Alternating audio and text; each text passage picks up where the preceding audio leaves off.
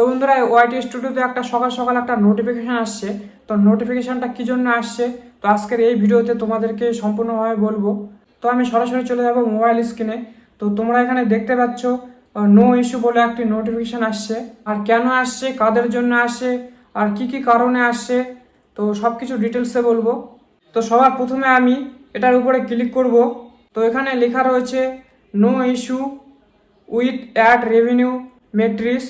তো বন্ধুরা এখানে লেখা রয়েছে ইংলিশে, তো তোমাদেরকে বোঝানোর জন্য আমি এটাকে বাংলায় ট্রান্সলেট করব। তো আমি এখানে বাংলায় ট্রান্সলেট করলাম। তো এখানে কি লেখা রয়েছে, আমরা জানি যে আপনাদের মধ্যে কেউ কেউ নতুন আপলোড করা ভিডিওতে ভুল বিজ্ঞাপনের আয়ের মেট্রিক দেখানোর সমস্যার সম্মুখীন হচ্ছেন।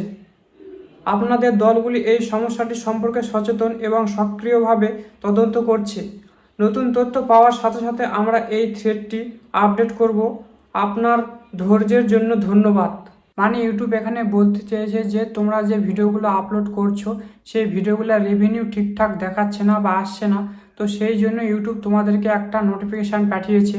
মানে এবারে তোমাদের যে ভিডিওগুলো আপলোড করবে রিসেন্ট ভিডিওগুলো, সেগুলো সব কিছু ঠিকঠাক দেখাবে। সেটার জন্য ইউটিউব নোটিফিকেশান পাঠিয়েছে যে এরপর থেকে কোনো প্রবলেম হবে না। তো এই ছিল আজকের ভিডিও। তো চিন্তার কোনো কারণ নেই। তো সঠিকভাবে ভিডিও আপলোড করতে শুরু করে দাও। তো দেখা হচ্ছে নেক্সট ভিডিওতে।